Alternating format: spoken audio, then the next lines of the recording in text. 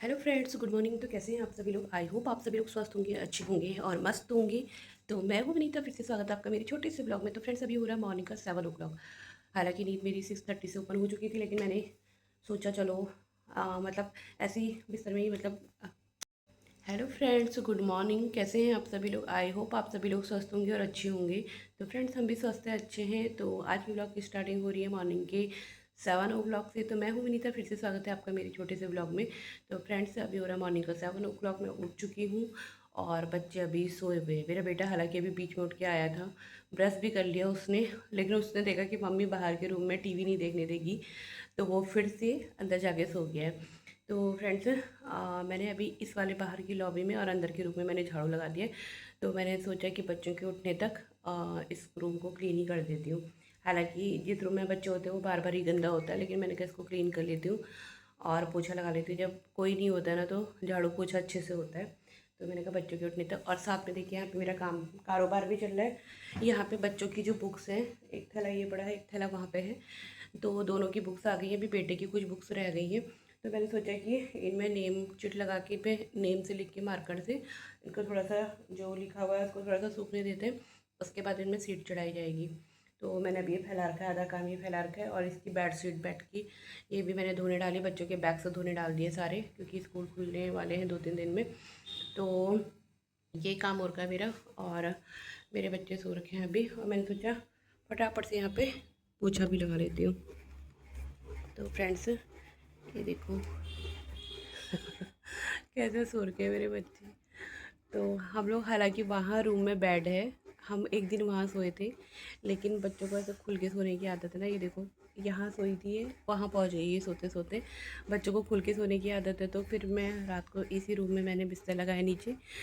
और हालांकि अब अधिकतर इसी रूम में सोते हैं, क्योंकि मुझे नीचे यहाँ इस रूम में, क्योंकि बच्चों को खुल के सोने की आदत है, तो फिर मैं इसी रूम में मैंने बिस्तर लगाया कर।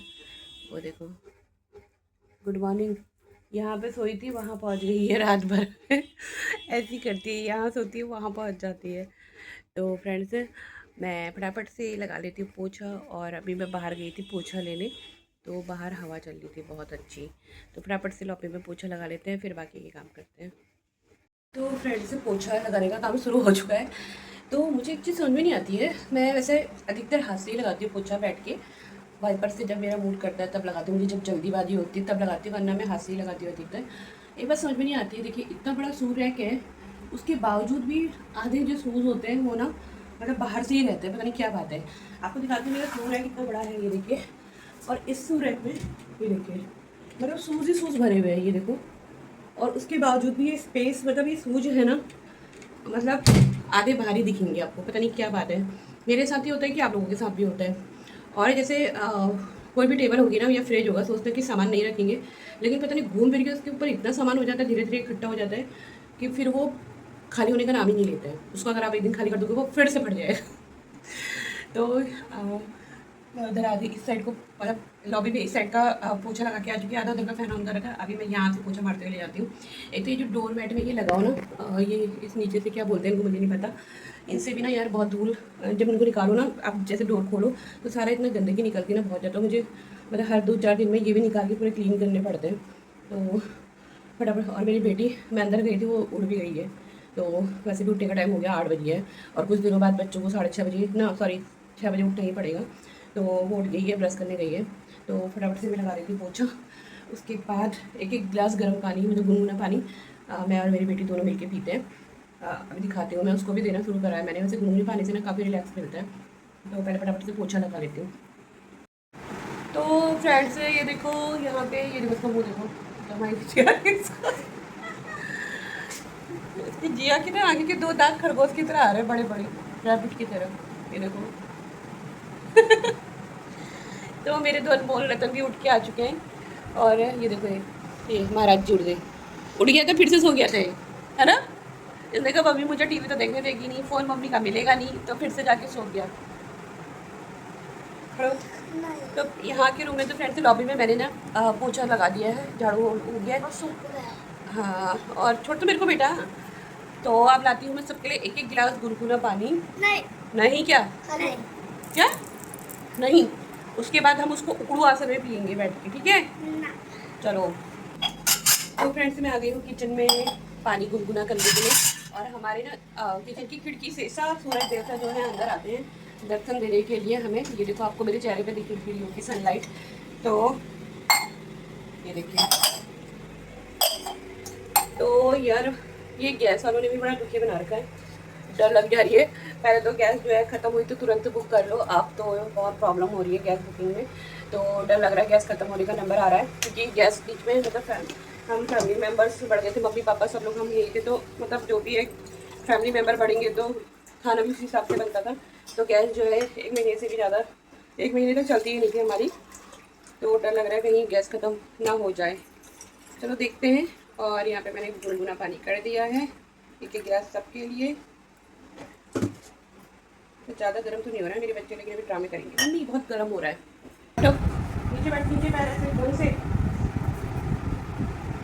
अभी मैंने बेड में ना चादर बिछानी है, और ये जो कारोबार फैला रखा है वो भी निपटाना है यार। स्कूल के काम ना हमारे लिए होते हैं, ऐसे नहीं बैठना है। जी हेलो, पहले वाटर पी के जाओ, जल्दी आओ, जल्दी आना। हम बैठे हैं उकड़ू आसन में, ये देखो। उसको मैंने बोला सिप सिप करके पीना है, एक ही घूंट सारा छुट्टा के चले गया पानी। तो वैसे गर्म पानी से काफ़ी अच्छा, गुनगुने पानी से ना सुबह सुबह पियो तो राहत मिलती है। तो गुनगुना पानी पीते हैं, उसके बाद में जाते हैं नहाने और पूजा पाठ करते हैं, फिर नाश्ता बनाते हैं। ये वाला काम तो हो गया है, अभी बाहर का रूम रह गया है, उसको अभी बाद में निपटाऊंगी नाश्ता करने के बाद। तो फ्रेंड्स मैं आपको अपना मॉर्निंग रूटीन जो है दिखाते रहती हूँ, आप देखते रहिए, बने रहिए मेरे साथ आगे ब्लॉग में। तो फ्रेंड्स यहाँ पे मैं नहा धो के आ चुकी हूँ, और फ्रेंड्स मैं यहाँ पे रेडी, सॉरी पूजा पाठ करके मैं आ चुकी हूँ किचन में। तो अब बनाते हैं नाश्ता। नाश्ते की तैयारी करते हैं। सबसे पहले मैं बनाती हूँ पहले चाय। तो चाय के बिना तो सुबह होती नहीं है ना, हम पहाड़ियों की, हिंदुस्तानियों की। और जब मेरे हस्बैंड रहते तो मैं ब्लैक टी बनाती हूँ सुबह, लेकिन आज मैं अकेली ही हूँ तो मैं अपने लिए सीधे दूध वाली चाय बनाती हूँ। और मेरे बेटे बच्चे देख रहे हैं तारक मेहता का उल्टा चश्मा।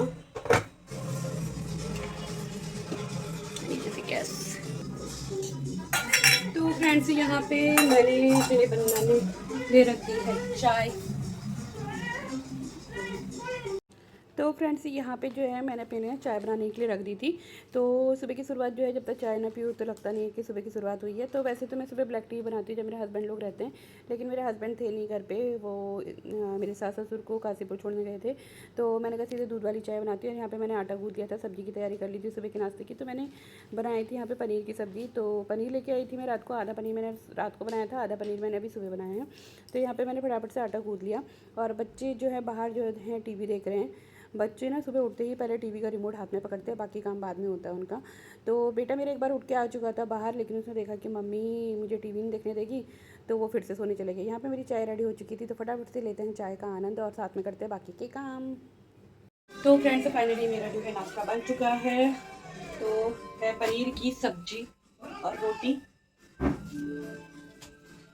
तो सबसे पहले बच्चों को दे देते हैं नाश्ता, उसके बाद मैं करूँगी।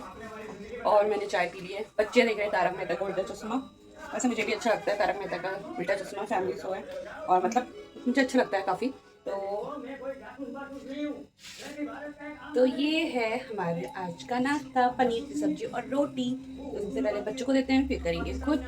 मैंने पी ली चाय, सबसे पहले मैंने चाय पी थी। और बस मेरे एक रूम का झाड़ू पोछा रह गया, और फिर उसके बाद नाश्ता करने के बाद, उसको करने के बाद जो बच्चों की बुक्स में कारोबार फैला रखा है उसको करते हैं, पहले करते हैं नाश्ता। तो फ्रेंड्स यहाँ पे बज चुका था दिन का 12, और 12 बजते ही मैंने बच्चों को कहा कि टीवी बंद करो और पढ़ने बैठो। तो बच्चों को ना पढ़ाई ना छोड़नी नहीं चाहिए छुट्टियों के टाइम पे भी, बिल्कुल ना मतलब आउट ऑफ माइंड हो जाता है जितना भी पढ़ा लिखा होता है। तो यहाँ पे एग्ज़ाम के एक दिन मैंने इनको छुट्टी दी थी, उसके बाद जो है मैंने इनसे मतलब मैं दिन में कम से कम 1 घंटा तो इनको पढ़ाती थी। तो मैंने क्या करा था, ये मेरे बेटे की पढ़ाई करने का तरीका देखो, लेट लेट के पढ़ाई हो रही है। तो यहाँ पे मैंने रोज़ इनको मैं ये करती हूँ, मैं ऐसे के वर्क देती हूँ जैसे कि प्लस माइनस मल्टीप्लाई। तो इससे क्या है, कैलकुलेशन जो है अच्छी बनी रहती है। तो यहाँ पर मैंने बच्चों को बिठा दिया था पढ़ने के लिए, साथ में मेरी बच्चों की मेरे साथ कुछ बातें भी चल रही थी कि हम तो पढ़ाई करते हैं, आप ऐसा करते हो ऐसा करते हो। तो मम्मी की तारीफ़ करनी भी ज़रूरी है ना बच्चों ने।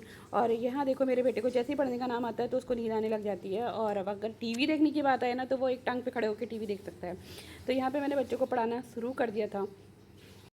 Study time. यहाँ पे मैंने साइंस का एक चैप्टर था जो कल अपनी बेटी को पढ़ाया था। ये देखो, पढ़ने के नाम पे शुरू हो जाती है इसका दिमाग खराब हो जाता है मेरे बेटे को पढ़ने के नाम पे। बुक में पेंसिल से करूंगा, फिर मैं क्यों करेगा पेंसिल से? क्योंकि आप एक बार क्योंकि मैम बुक चेंज नहीं करती है, क्योंकि आप एक बार में सही नहीं करते हो। इतनी मिस्टेक करता है, जैसे ही कोई काम करता है पहले कट करना शुरू हो जाता है। ये बुक को प्रॉपर रखे यहाँ पे टेबल के ऊपर। जी आगे क्या हो रहा है? मैंने आपसे रीडिंग करने को कहा ना आगे। अरे all living things move from one place to another except plants expert नहीं है, एक्सेप्ट है। except plants which are fixed to the soil at one place. They store some movement through their leaves, flower or other parts, but non-living things do not move on their own. We move them with a push or pull. तो friends, मैंने कल इसको पढ़ाया था things around us. मतलब क्या था chapter का नेम? दिखाओ। हाँ, थिंग्स अराउंड अस दिखाओ सोमी।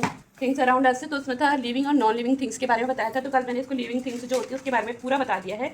तो अब पूरा लिविंग थिंग्स हो चुका है, लिविंग थिंग्स से करेक्टर हो चुके हैं ये आपने। और क्या बोलते हैं, अब है यहाँ पे इसमें थोड़ा सा पोर्शन बचा है। तो जो भी है, all living things move from one place to another. जो लिविंग थिंग्स होती हैं वो एक जगह से दूसरी जगह मूव करती हैं, एक्सेप्ट प्लांट से, केवल प्लांट को छोड़ के। क्योंकि प्लांट जो होते हैं वो सॉइल के द्वारा जो है एक जगह पे फिक्स होते हैं, क्योंकि वो रूट से क्या होते हैं, जकड़े होते हैं। रूट्स जो है पौधे को बांधे रखती है, तो इसलिए वो एक जगह से दूसरी जगह मूवमेंट नहीं करते हैं। They show some movement through their leaves से कह रहा है, जो प्लांट्स में जो मूवमेंट होता है वो उनकी पत्तियों के द्वारा होता है, या फिर उनकी जो ब्रांचेस होती है, शाखाएं होती है, उनके थ्रू होता है। तो रूट्स जो होती है अंदर की तरफ को जो है ग्रो करती हैं, और जो प्लांट्स का स्टेम होता है, जो ब्रांचेस होती है वो ऊपर की तरफ को या लेफ्ट राइट साइड में जो है क्या करती है, ग्रो करती है। ठीक है, ये कल मैंने बताया था आपको। तो आगे है कि जो बट लेकिन जो नॉन लिविंग थिंग्स होती है do not move on their own. लेकिन जो नॉन लिविंग थिंग्स होती है वो खुद से गति नहीं करती है। जैसे कि चेयर हो गई, टेबल हो गया, जो भी नॉन लिविंग थिंग्स होती है वो मूवमेंट करती है। देखा आपने उनको? नहीं, एक जगह से दूसरी जगह जाती है, नहीं जाती ना। तो उनको क्या करा जाता है, जब कोई दूसरा, हम लोग जैसे चेयर एक जगह से दूसरी जगह उठा के रखते हैं, तब जाके उनमें मूवमेंट होती है। आई बात समझ में? Look at there.